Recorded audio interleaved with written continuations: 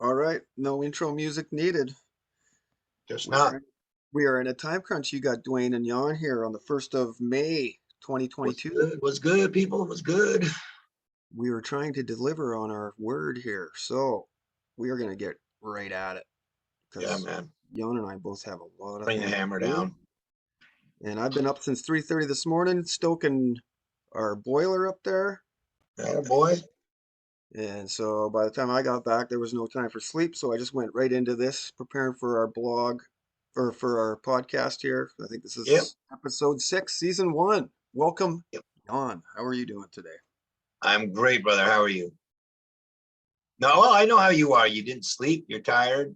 you were up But you too, seem but to be in a pretty good mood, so that's good. you're I was 3 hours ahead. So, we've been doing 12 hours at the farm. By the time I get home, 7 o'clock, it's 10 o'clock your time. So I haven't even been Yeah, able no to, doubt. Crush talk it, to you man. about nothing. It's just been super busy. Of course, my father passing a couple weeks ago. I'm still dealing with that. Just cleared out Yeah, the house, and so a lot of must be tough, man. issues now behind me. So looking forward to getting into this. So where do we begin? We've got quite a show here.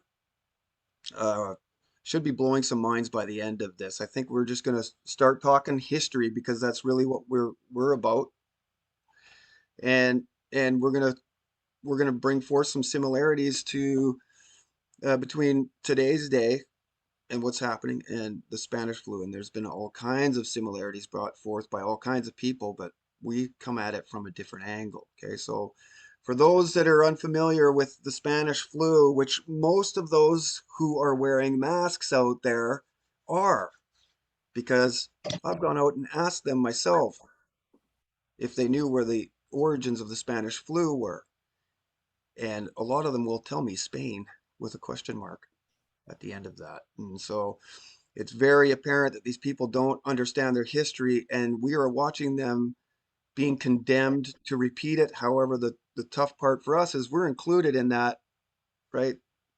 The baby is being thrown out with the bathwater here. And so we're trying to uh, engage people in a historical look at these viral breakouts, these pandemics or endemics.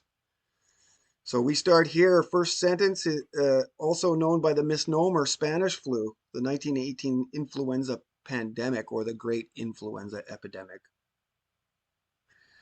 Okay, and that's probably about as much as people know. Now, what will come as a surprise is that, first of all, we will be fair in our reporting here that the official narrative is that nobody really knows where the origins of the Spanish flu was, but we've got substantial evidence corroborating sources that point to Middle America, point to Middle America as the origins of the Spanish flu. Okay, now we got the history. The first wave of early 1918, the pandemic is conventionally marked as having begun on March 4th, 1918, with the recording of the case of Albert Gitchell, an Army cook at Camp Funston in Kansas.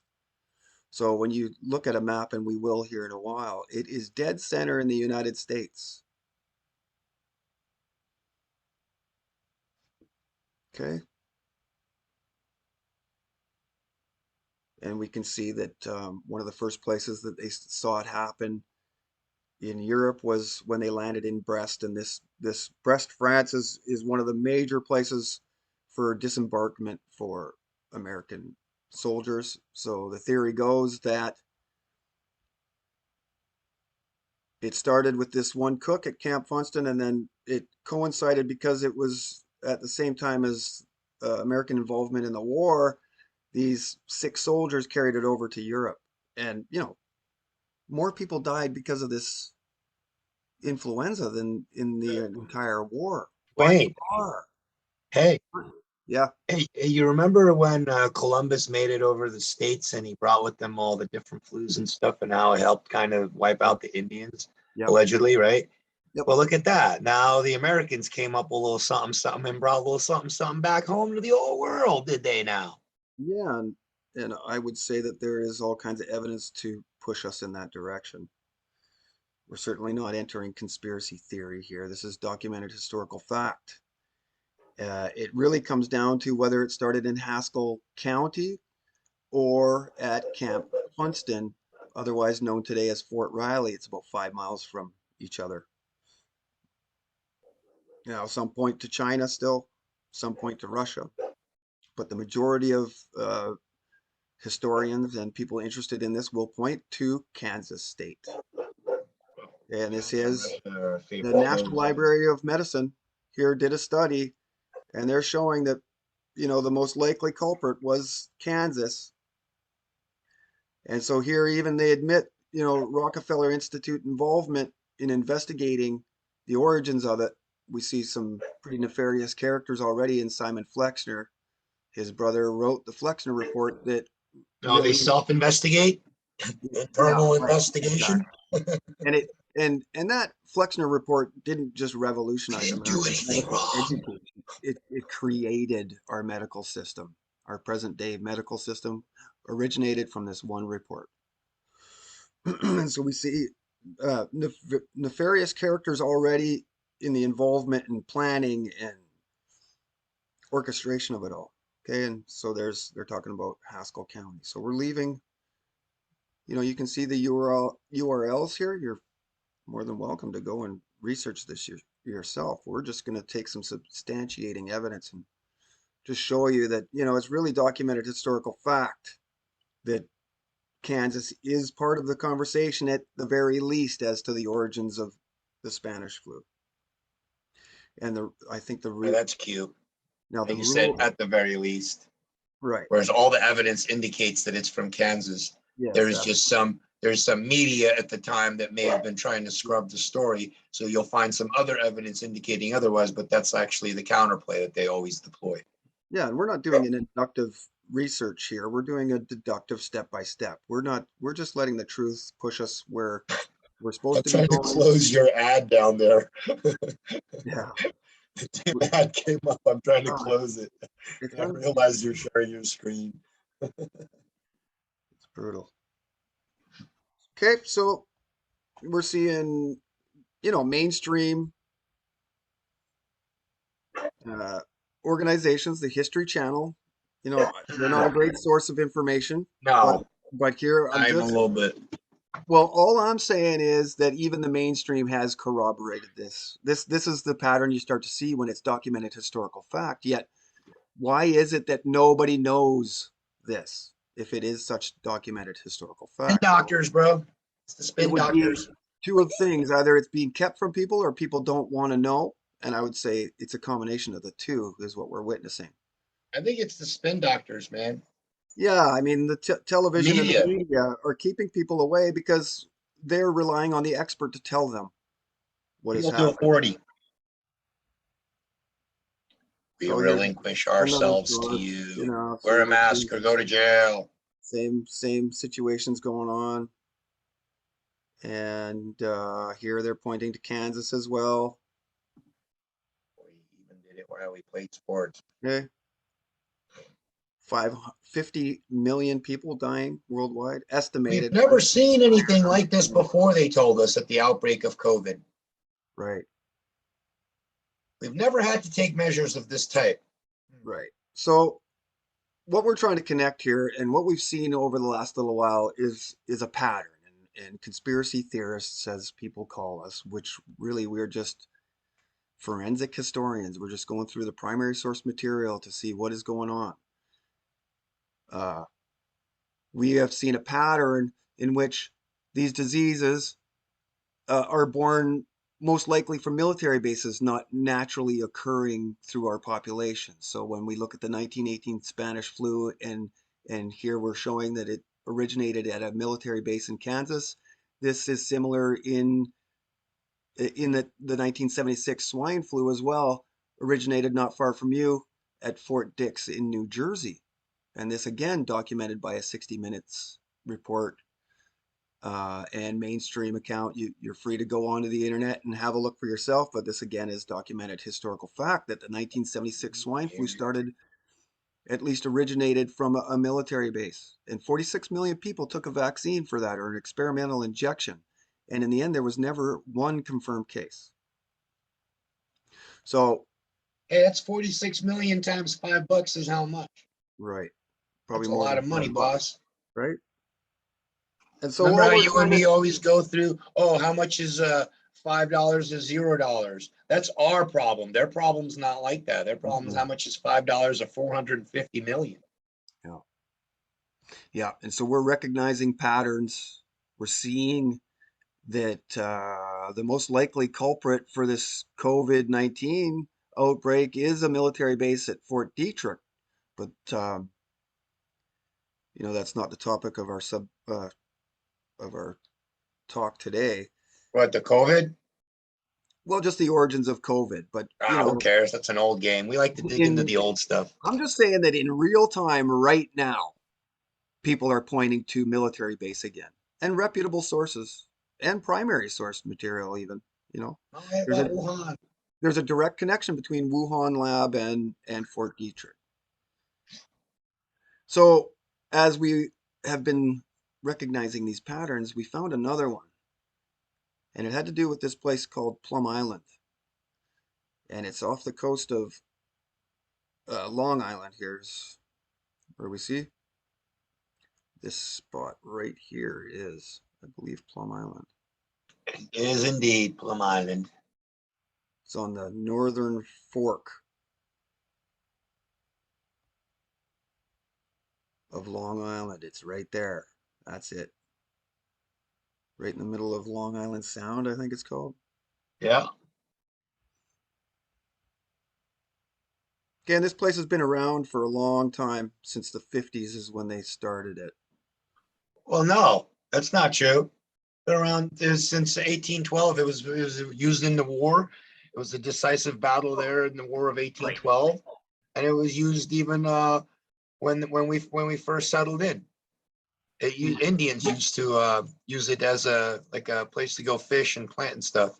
And we're talking Fort Terry, I think, right? Was the name of it then? Yeah, yeah, that's right. Oh, it's Right. still there.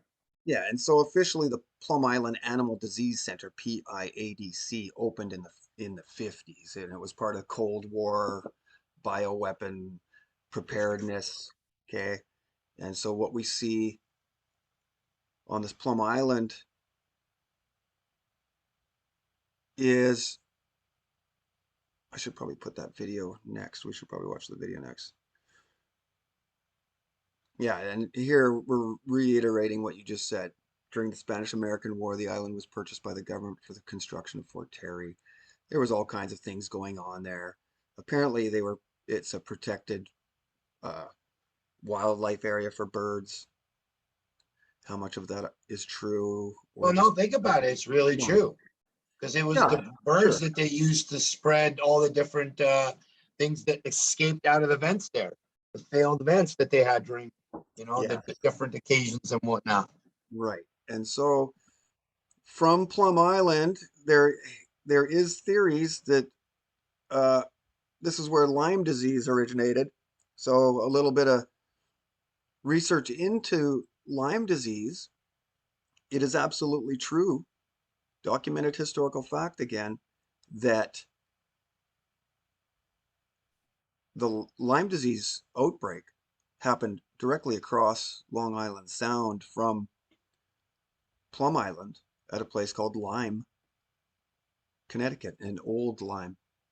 So this is what gives them the name Lyme disease. Okay, now, Right. So the birds picked up the ticks and yeah, boogied over across the sound and boom, delivered yeah, their loads upon the populace. And right. And that's why so, Lyme was one of the first places that it hit. yeah, and so uh, Plum Island was originally created to investigate animal-borne diseases, so swine flu, avian flu, and but the most important or the most prominent one that they did work on was foot and mouth disease. And so they were experimenting using all kinds of things, and one of them included uh, weaponizing ticks. And they admit that they've done this. This isn't conspiracy theory. And so Oh, man. what the theory was is in wartime, if you want to use biological warfare, and I wouldn't doubt that this actually happened, that you're to fly over the enemy territory and dump these weaponized ticks Yeah, onto your World War II, they did it. trenches, right? And so what that is a slow, painful death rather than a bullet to the head. And so this is one of the reasons why Hey, we like people, that. Babyism. well, see, and this is, yeah, right. And this is why people deny this, like mainstream or established news organizations will deny this theory. Okay, and so we see Hillary Clinton involved. Our friend Chuck Schumer got involved to help prevent the sale of Plum Island All right, due Chuck. to the endangered species. Okay, and so presently it is being moved, this Plum Island, and I would say because of the infestation of ticks. Okay, now I want to play this video here from Truth Stream Media. We're going to play a couple minutes, maybe a minute. I just want to show people a little bit more here of the area and some of more of the background. Woefully inaccurate. Can you hear that? For the longest time, Yeah. the government Right. has been implicated in and repeatedly denied any ties to the creation and proliferation of Lyme disease in this country, despite some pretty compelling evidence to the contrary. Lyme disease was not officially recognized or discovered until the mid-70s when there was an outbreak of what doctors originally mistook for juvenile rheumatoid arthritis in several southeastern Connecticut towns, There you go. including Lyme and Old Lyme, which is how the disease got its name. A cursory newspaper archive search revealed that the bacteria that causes Lyme, Borrelia burgdorferi, wasn't mentioned in print in newspapers until the year 1984, although Google newspapers came back with nothing at all. If you look at these towns There on you a go. map, you'll notice they are Nothing right at all. directly across the Long Island Sound from Nothing to Plum see here, Island, says Google. which has been a government animal disease research facility since the mid-50s and doubled as a military biological warfare research facility, although the government denied it for decades. It's less than 9 miles from shore to shore, the way the crow flies. But we're looking generally at the coast of Connecticut, where Old Lyme is located, just a short distance really across the Sound. You'll also notice if you look again at those maps I showed earlier, the outbreak and concentration of Lyme disease in this country centers around that place. The CDC admits that 95% of cases of Lyme come from just 14 states, the majority of which are located around Plum Island. Plum Wow. Island's biowarfare history dates back to World War II and Operation Paperclip, a top-secret government program to shield Nazi scientists from trial or punishment by quietly bringing them over to the U.S. and giving them new identities and U.S. citizenship in exchange for working for the government and military. And we will stop there because that's a whole entirely new story. Here's Yeah, I Lloyd try to Braun. stay out of that too. Yeah, Lloyd Braun front and center. We could easily digress here, but we won't. We want to continue to talk about Plum Island, and it's interesting that this Operation Paperclip was involved here. And again, for the uninitiated, this is documented historical fact. Operation Paperclip happened. This is how America allegedly got to the moon, was through help of German Nazi scientists and many other things, the MK Ultra program. They were deeply involved and admitted by the media and government to have kept everything quiet. They protected these individuals. So on Plum Island, we have building 257. This is a infamous building. We go back to biological warfare, Fort Terry. And I don't know too much about this. I know that conspiracy theories surround it. Not too much information Well, we've got that available. book on our website that anybody can go and visit in the library. I put it at the top. And is that Lab 257 the disturbing story of the government's secret Plum Island That's German it. laboratory? And then right next to that is some documents pertaining to investigations by Yeah. government bodies of the U.S. government and the use of such biological warfare. Okay, that's a beautiful segue because the very next tab is our website, Oh, Bulletproof Hub, and there is Jan's article on Plum Island Lab but it's not an 257. article. I just put a bunch of pictures up that we could Okay, talk about. right. Okay, so there you go. Okay, that's at our blog page. So click on our site, get to blog. You'll find Plum Island at the top of the list.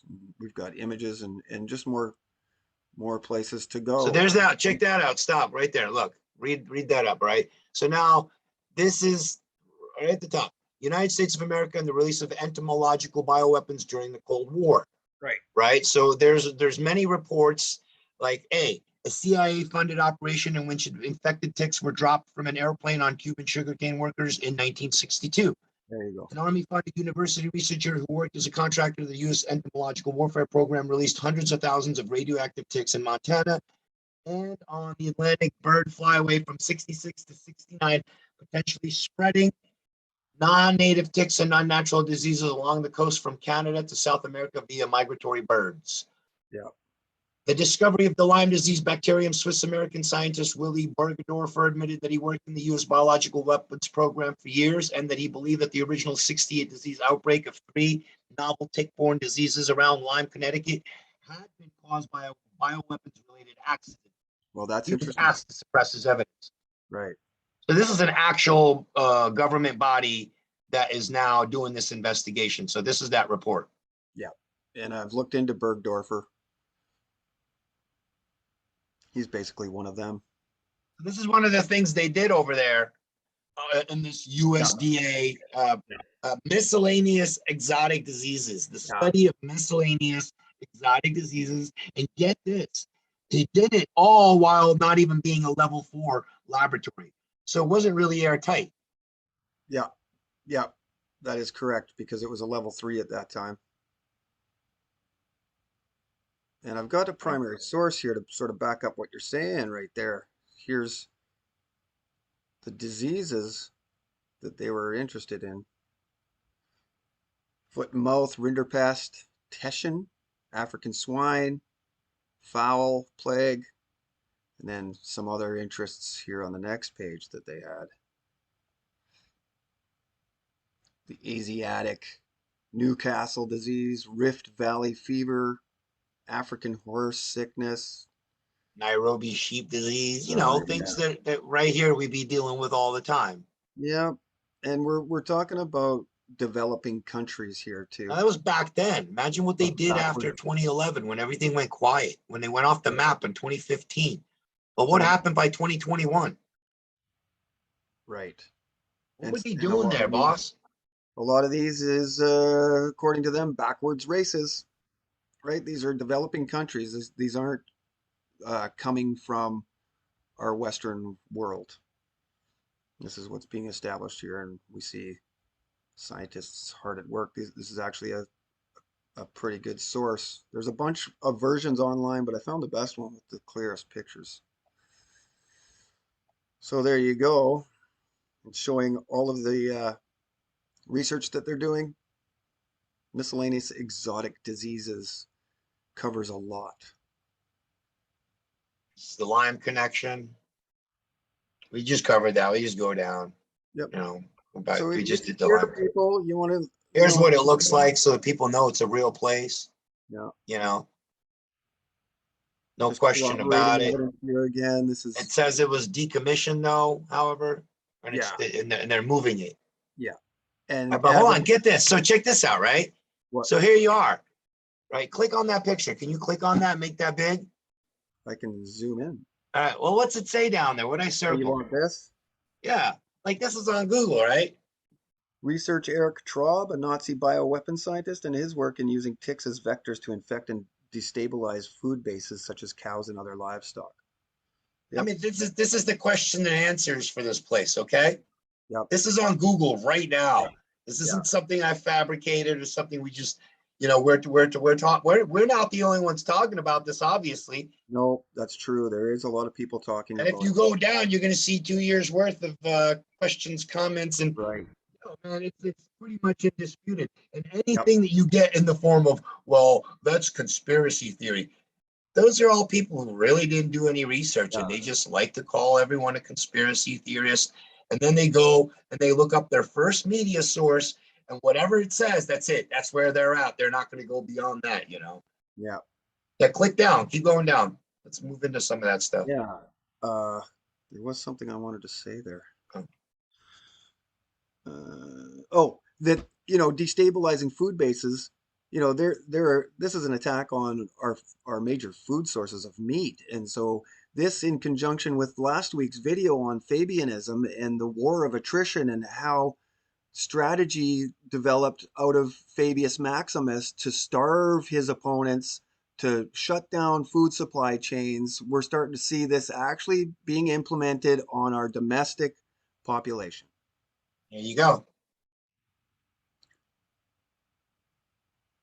So in case you think it's, just some random thing, no, this has been going on for a while there.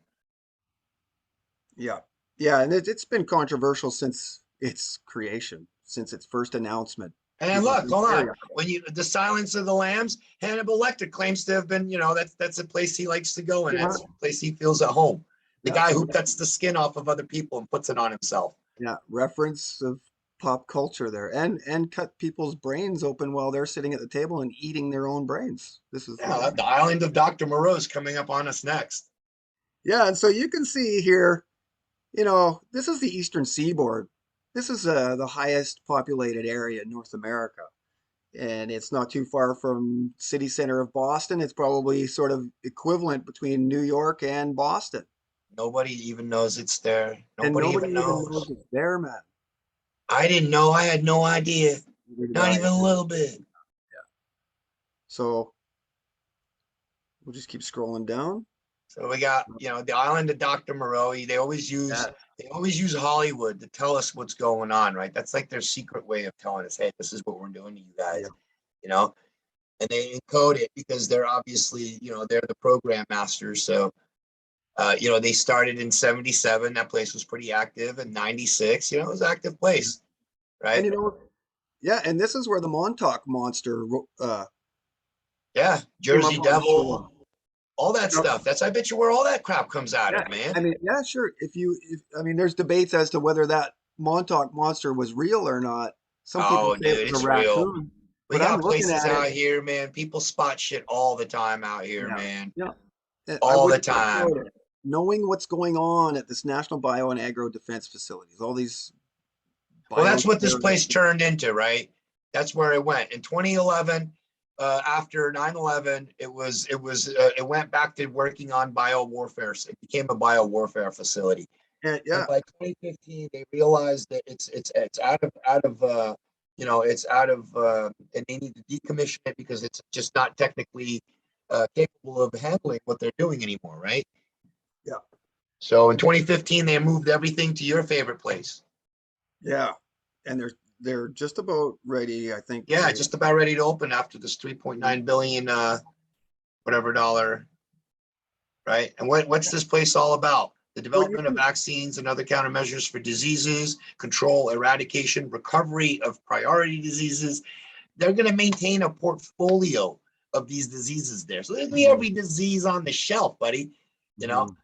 Expertise that will allow it to rapidly respond to new and unforeseen disease threats. So this is that document that I started to read. I didn't actually read it. So this was some foretelling of what's going to happen, unforeseen disease threats. So I already right there know. I wanted to see when was this document made, and I want to see what they have predicted in this document and how it come true yet.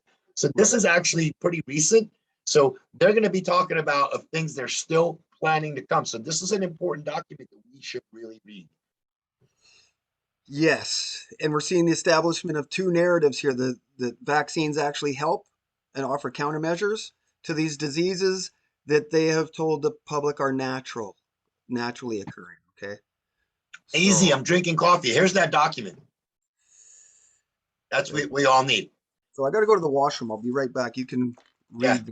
All right. So here's this Sonny Perdue gentleman, George Irvin Sonny Perdue III. And he is the United States Secretary of Agriculture, basically behind everything. So we did a little research on Mr. Perdue. Interesting gentleman. Again, we have this happy, smiling. Definitely, he's got that conservative look. Definitely a happy-go-lucky looking kind of guy. My kind of guy, really don't have any problems with him until I started doing a little research on him. And you know me, I don't really like Freemasons. I can't scroll down. But when Dwayne comes back, we're going to discover that Mr. Sonny Perdue here becomes the system's 14th chancellor of the University System of Georgia, because as a graduate, and he was a part of the fraternity there. And what do we know about these fraternities? They're all Masonic based. They all use exactly same symbolism, same rules, same initiation, same wording, same everything. So we're going to find out here when Dwayne comes back and he scrolls down. This was what he was part of. We're just going to take a look at what we see here. Right. Kappa Sigma fraternity, of course. Well, we have the Claudius. Hold on. And then we have what else? The moon. The moon, the crescent. Go up, man. This is big, man. Look at that symbol, bro. This is symbology. Symbology is everything. Sure, look at that. Okay? And what do these things really mean? So we're going to take a look down a little bit what it really means. But right there, they're already using, your pagan symbology. We're going to talk about the moon crescent. We're going to talk about the Claudicus, or however you want to pronounce it. And as you can tell, their head honcho says, "May we not rest contently until the star and crescent is the pride of every college and university in the land." Tell you what, almost sounds like religion, bro. Yeah. Almost sounds like religion there. And You know? and it's the And what's their mission? it's combining So they're a public fraternity, but they're a fraternity of brotherhood nonetheless, which means the fraternity puts the brothers first and foremost. and it So says before the law, before anything, before God, before anything, you put your brotherhood first. That's what a fraternity is. That's what a fraternity is about. Those are facts. Yeah. 200,000 members, including 20,000 undergraduates. the largest 320 social fraternity chapters. in the world. And colonies. They're saying they're a colony. Right. Kappa Sigma has over 320 chapters and colonies throughout the United States and Canada. And this is how They're looking at themselves like a colony, for crying out loud. And these are really the affiliations that are important to these people. The political affiliations matter nothing to them. So this is what they're rolling behind. And what does this represent? Well, this represents, in Greek mythology, Hermes Trismegistus. Hermes 3 times. And who is Hermes 3 times? Well, people can read this on their own. Scroll up. I'm going to get to the bottom of this. If you scroll up, no, the other way. What? Yep. Stop right there. All right. So we have an old book.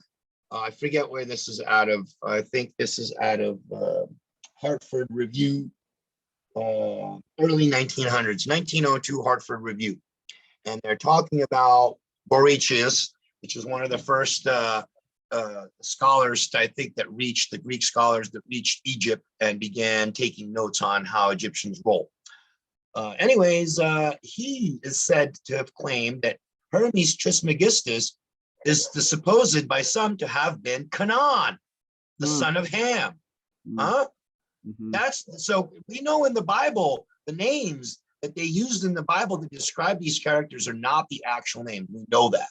We know Hebrews phonetically changed everything. So what actually was recorded historically and what was recorded in the Bible, yes, were simultaneous things that happened at the same time, but they had different labels.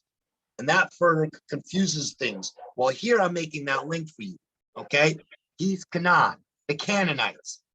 All right, now let's go talk about the moon. What's the moon? So the Claudicus represents Canaanites, basically, is what I'm telling you, okay? Let's go down. So when you see that symbol being taunted, that's not good for you. That's anti-human stuff. Yeah. All right. Yep. Now the wafer. Let's look at that. Let's look at what that's all about. That's all about Babylonian tradition, symbol of Baal.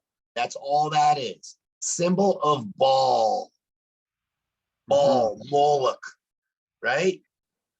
That's where we get that. Here you have the Akkadian symbolism, the Babylonian Iris Horus, the Eye of Horus, okay? So this is what we're talking about. When they put that upside down moon, this is what it's taught. Male phallus is delivered by the sun god Satan. Keep going down, you'll see how it's used. You see right there, picture 3. Isn't that what we're seeing? Picture 2. Yeah. And isn't the crescent moon really Islamic in This is religion? pre-Islamic. It represent basically it represents a false god, and you know that's the whole premise behind Right. Islam is to get the worship. You're frozen. You're roboting a little bit, buddy. What I was going to say is when it says his mission statement or whatever that was, his quote where he says combining the crescent moon and the star, that, and you You said religion, kidding? it really hit me because the star is really based on Christianity, right? And the moon is based on Islam. And we know that these secret groups are not religious at all, Oh, that's what they claim. right? So, and the goal here is one world government, one world religion, and we see the combining of religions all over the place. You're seeing how it And so, links to the original idea, though. Here, yeah, they're using the sure, same sure, symbology, yeah, exactly. same symbolism. Pick your era. There's the crescent moon, the Baptomet. What we're There you have. showing, what you're showing, Jan, is this is an ancient battle going on, right? Look, the Claudius and the moon and the Baptomet. Yeah, Lucifer, it's all Luciferianism. there. It's all This there. isn't a joke, man. Their symbols are not a joke. They're victims of their There. symbology. And when we know their symbology, we know what their true intentions are. Yeah, Once we start decoding their stuff, it's all Satanism, all of it. yeah, Then it reaches, then it, you know, that leads. The next step in learning about that is about the Eucharist, which that opens up all, you know, it's something different right. And again, entirely. that's a whole other series of videos we could do, and we will be doing in the future to connect this old You see how that connected there, ancient though? world That's to our important new to show world. that. Yeah, Because absolutely. in many books, it tells us all the works of Canaan will always be against man. Yeah. They will And always be a plague to man. And every time, in every opportunity, they will do. That's where eugenics comes from. yeah, They will do everything they can to subject and subdue the descendants of Noah. I mean, the descendants of Shem, because they are the descendants of Ham, and they were taught and told they must defy us and do everything they can to make life miserable for us. And this is, right. you know, obviously goes back to the Yeah, and we're starting to see connections to these disease outbreaks through symbology back to these ancient organizations that you're talking about. spells, incantations, ancient incantations Yeah. manifested. That's what diseases are. So the laboratory's future, and this was written in when it was first opened in the 50s. This is the first research facility of its kind to be established in the United States. Knowledge of specific animal diseases and methods of combating them developed at the laboratory have become important protections for this country's supplies of food and other animal products. So they're under the guise of protecting preparedness against foreign animal-borne viruses entering our COVID domestic came from bats. animal population, but really what they are doing, what that actually opens up for an insidious individual is the opportunity to go the other way and actually Correct. release these things into either an animal population No, or COVID's a human bat disease. population. And honestly, my opinion is based with a lot of fact, and I would say that that is exactly what is going on. Wayne, Yes. Wayne, real quick.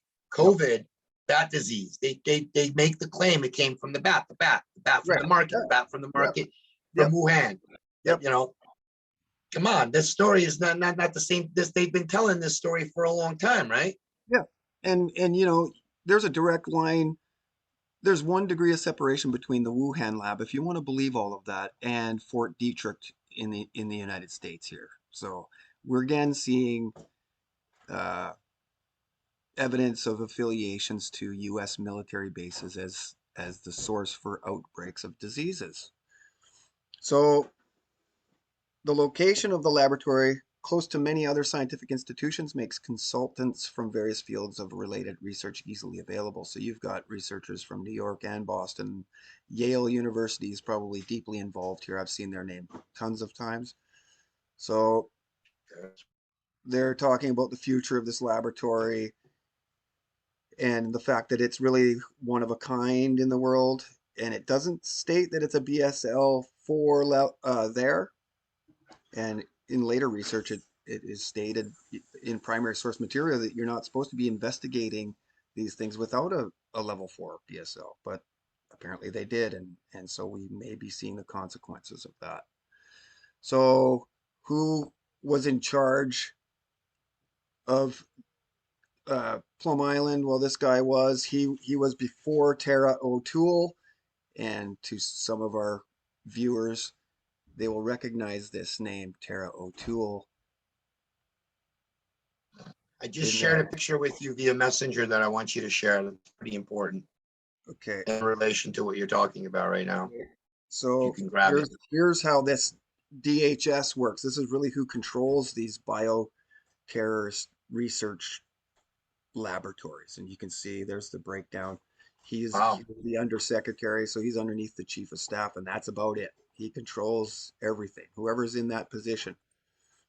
So you can see he's heading or managing investigations into explosives, chemical, biological, command control.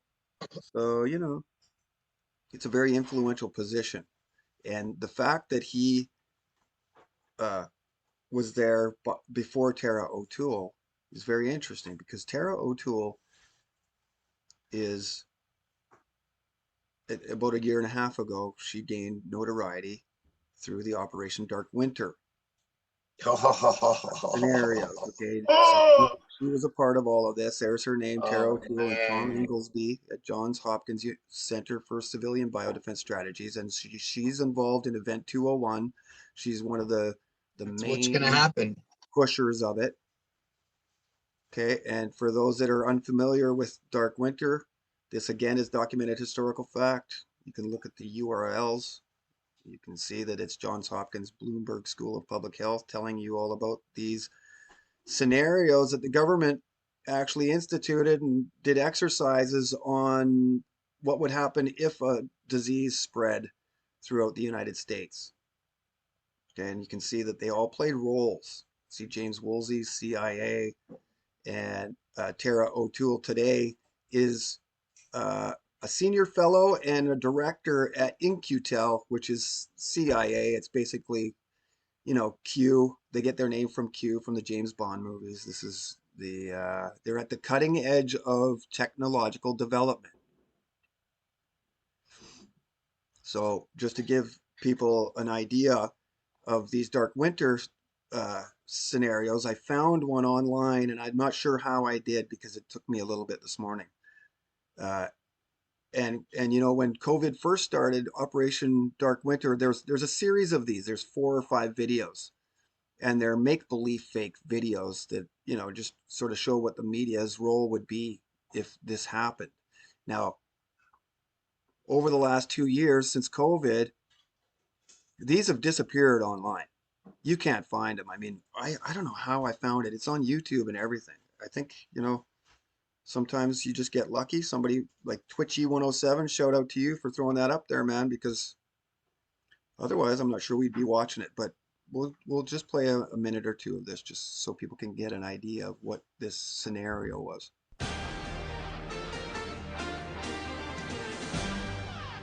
You want to talk Good evening. fake news? We interrupt our regular programming to return to Southwest Medical Center and continuing coverage of the outbreak of a mystery sickness.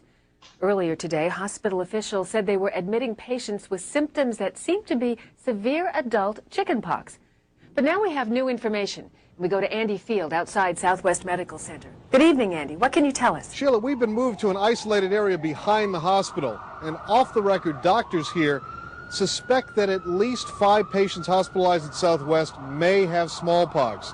Now, for those of us who don't remember the disease, it is a deadly virus. We haven't seen it in this country in at least 20 years.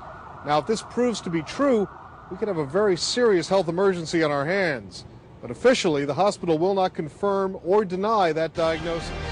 We will not confirm nor deny.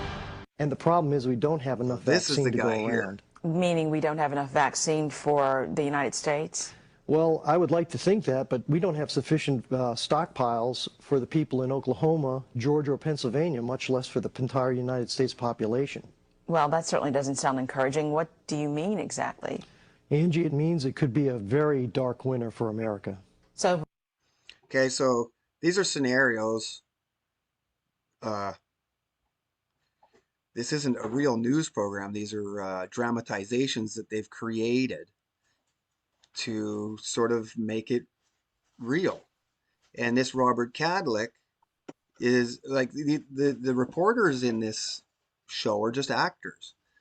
But the one thing here is Robert Cadlick's an actual guy. And he was head of bioterrorism research under Trump. I'm not sure where he's gone now, but here he is back, in How? 20 years Hell is ago, where he's going. and he's portraying an actor in these dark winters in which disease has gotten out of hand in the United States, and as we go through these news programs, you can see over time things in society start to break down. Texas Governor Rick Parsons has now suspended all surface and air contact between Texas and Oklahoma. He has ordered his state troopers and the National Guard Middle to America, seal the too. borders. Now, we're about a mile away from the Texas border here, just near Interstate 35 and the Red River Bridge that connects the two states. The troopers here have taken the media to what they call a so-called safe spot. But as we've told you earlier today, Oklahomans by the carload have been seen leaving the state in every direction trying to escape this deadly smallpox outbreak. Now, we have reports of vigilantes at the Texas border trying to stop people from coming over. I don't know if you just heard that. There was a shot fired. We've heard... Pretty good acting. There's another one. Now, we're not sure where these shots are coming from. We're a little too far away from the border to hear this here, but there have been shots. This is the second time in the hour we've heard this. The National Guard and the Oklahoma State Troopers are here with us. We're not certain who's doing the firing or if what we're hearing is return firing. There's another shot. It's starting to sound like a war zone. I'm Andy Field reporting. Okay, so you get the gist, right? These are orchestrated by the government, military, intelligence, going through these scenarios of diseases that are killing thousands, tens of thousands, millions. That came out of the lab next door Yep. by accident Okay, so to sell a vaccine, which was paid for and prepared for ahead of time, that they own patents on.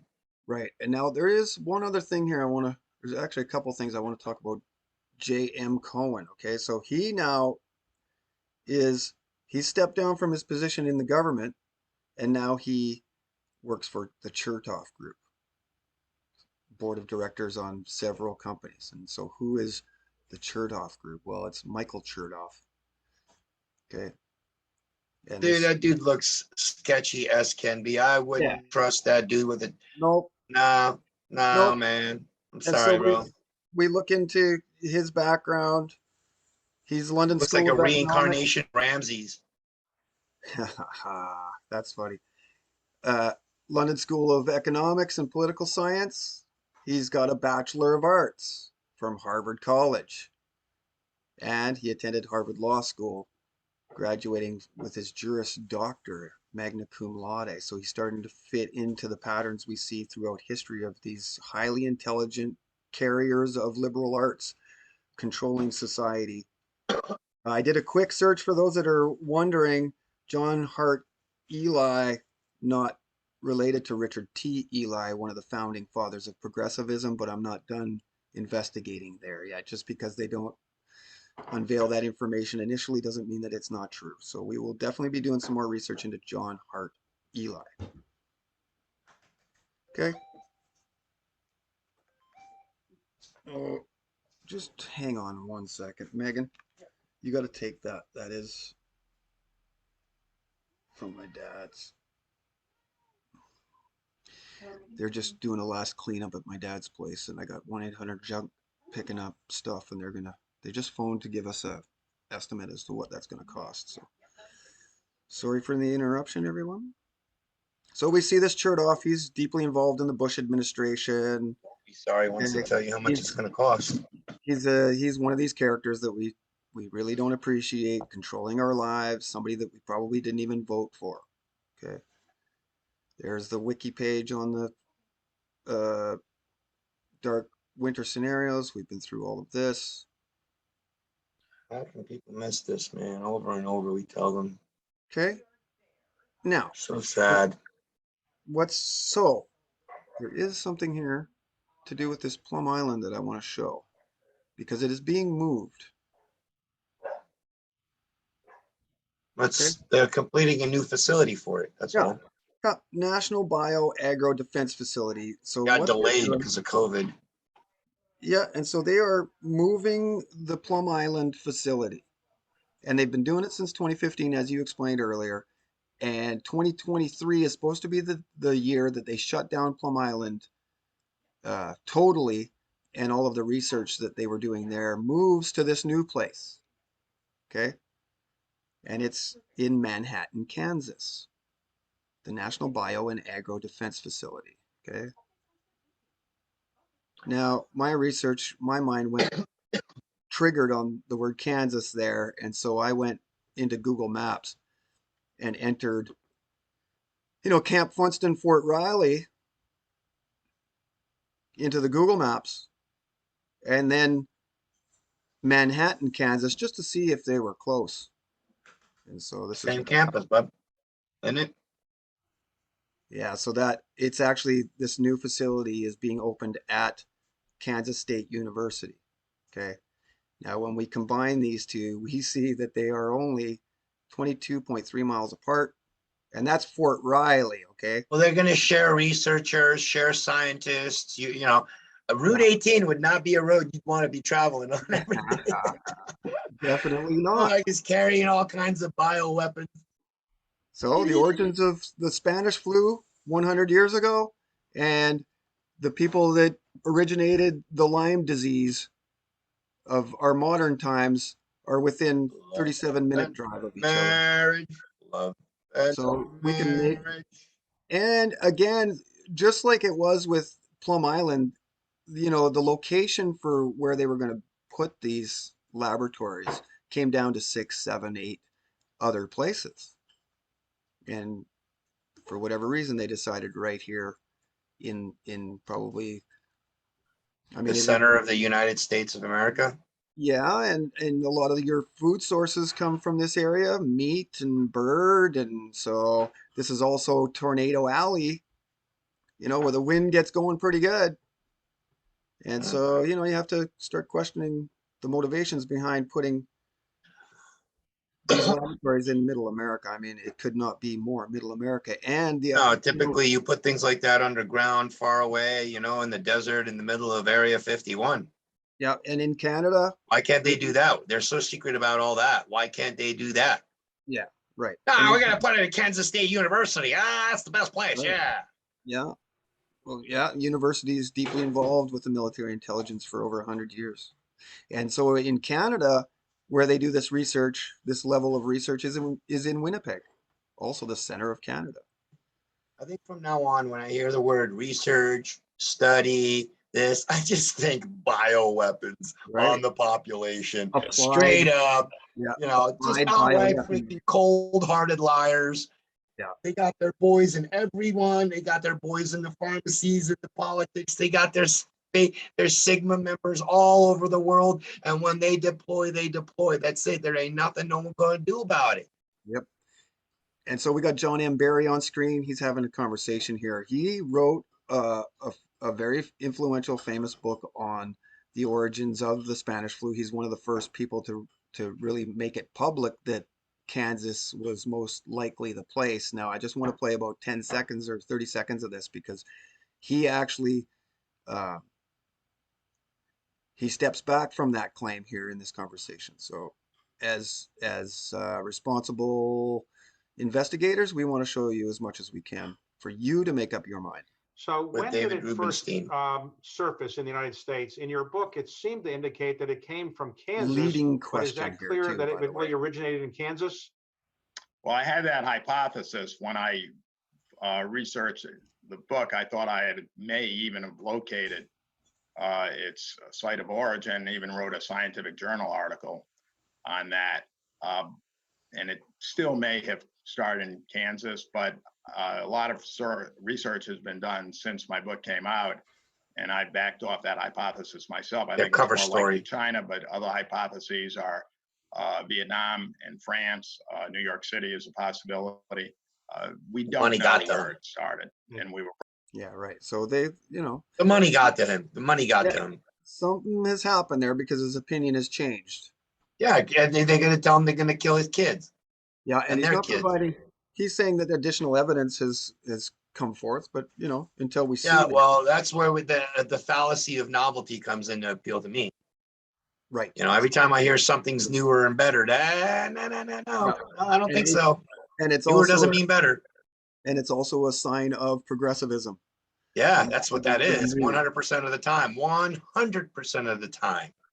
So he's a establishment professor, Brown University. Yeah, he didn't want to lose all his tenure. He didn't want to lose, that he would lose everything. You continue it, they straight up told him. You continue with this train of thought, you ain't gonna be on the wiki. Yep. And so he steps back from his hypothesis and course. he's still allowed to operate. And actually he becomes far more effective for the establishment in that he was on our side of the story, and now he's stepped over to theirs, and so he becomes controlled opposition. Or Someone puts a gun to your head, that's what they all do. Yeah, and Johns Hopkins has traditionally been involved in all of these things. This is where the atomic bomb comes from, all of this research. Okay, so I donate money to Johns Hopkins Children's Hospital. You can see. Is that St. Jude's? That's St. Jude's, actually. So this guy, Master of Arts again. Okay, so we're liberal arts. And then this is an investigation from what looks to be a mainstream or establishment media source. And I just wanted to play this here for a sec because this is from years ago talking about this Plum Island. This is going to be a biosafety level 4 facility, which means do research into diseases for which there are no vaccines or cures that affect both animals and people. And there's a lot of people that live on Long Island, along the coast in Connecticut. I mean, this is really in the center of the Boston to New York megalopolis, the population center of America. Is this a place to put a biosafety level 4 facility? And that is the question we're trying to address. I mean, we do our analysis based on, what the proximity to livestock. And I would say the zoonotic diseases, which we do in a biosafety level 4, are the diseases that go from animal to human. They don't go from human to human, just animal to human. So we try to, build in those protective barriers. Now, there is precedent for putting biosafety level 4 in urban areas such as downtown Atlanta, where they work on very, severe human pathogens in Atlanta and Winnipeg and other Fort Detrick and other places. So there is precedent for putting it in an urban area.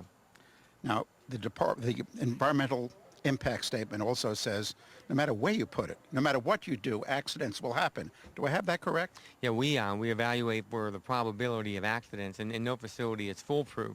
I mean, we carry some. Okay, so move it somewhere else then. We believe in it's right that the probability of accident is extremely low at this facility, no matter where it's sited.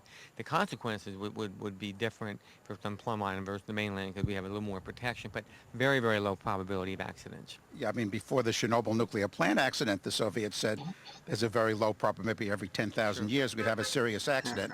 Right. How'd that turn out? You can get a wonder when somebody says extremely low. There. And the other issue, which I think is in a lot of people's minds now, involves, a problem. It's beyond human error, a problem from within. The Fort Detrick scientist who turned out to have been involved with anthrax and spreading anthrax and killing people. I mean, if something of that sort occurs here, and again, we're at biosafety level 4, involving the most serious diseases affecting animals and people, in which there's no cures and no vaccines.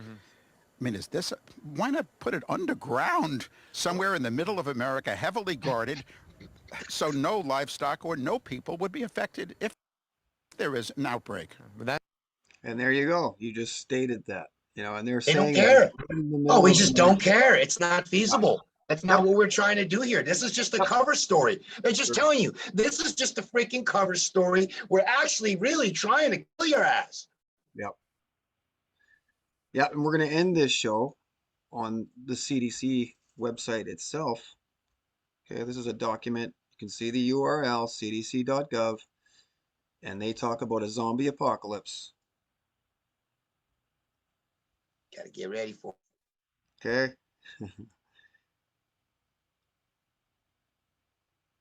Get a kit, make a plan, be prepared. This is That's the right. CDC website talking about a zombie apocalypse. Now, It's the plan for us.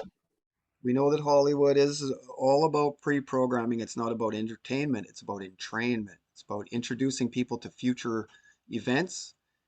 Okay, and here we are.